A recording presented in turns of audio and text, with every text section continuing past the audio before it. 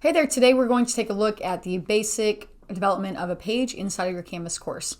So the first thing we're going to do is click into the course that you're needing to work in.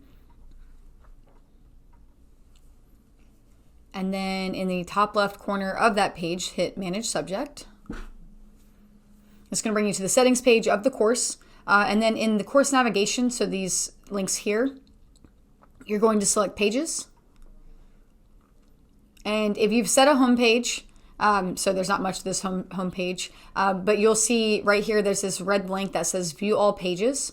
So if you've set a home page and you're wanting to create a new one, not a new home page, a new page in general, go ahead and click View All Pages. If you haven't set a home page yet, you should have come straight to this view. If you don't have any pages, this would obviously be very blank. If you have set the homeroom, it'll just let you know where that is by having Subject Home underneath it. But today we're going to look at just adding a page. So again, Canvas is very consistent. Anywhere you see a plus sign, you can add something. So over here on the right-hand side, we're going to add page. So hit the plus page button, and that's going to bring you right into a brand new page that you get to edit. And pretty straightforward from here. You're going to title the page whatever it is. So maybe you're going over section 4.3, and the topic is multiplication. Again, just making something up.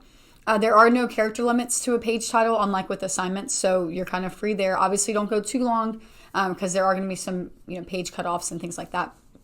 The next area, this box here that's highlighted in blue is where the magic is going to happen, the information that you need your students to need. Okay, that's the biggest thing to think about with a page. A page is for you to pass that information on to your students and the observers in your classes, so such as parents. So if there's text that you need them to read, that can be added in here. And then the first half of this toolbar here, has to do with the text. So you can change the size of the font, actual specific themes, okay, heading and then paragraph. This is really good for your alt text. If you have programs for your students that read to them, it'll let them know this is a heading and then it'll read it. So just be mindful of that.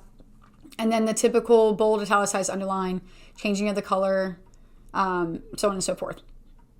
The second half of this toolbar is adding more to it. You can add links, pictures, media, documents. The first two options here, I have YouTube and it looks like Discovery. If you click on the down arrow next to the plug, it'll give you more options that you have, and then View All gives you even more of a menu. So just be mindful of that, of items that you can add into a page. And then some more editing features and adding tables. Okay. Once you're done adding whatever you need your students to be aware of in this space, just below that, this Only Teachers drop-down menu will probably always be the piece that you have. You can potentially, maybe you're working on a wiki page or a resource page for you and your students to use.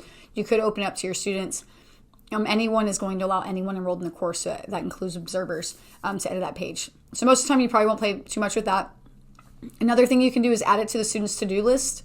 Then you just select the date. So this is a neat feature for those things that you need your students to read or be aware of or see. Maybe it's dress up days for Spirit Weeks, or there's a field trip coming up, information that you need your classes to know about.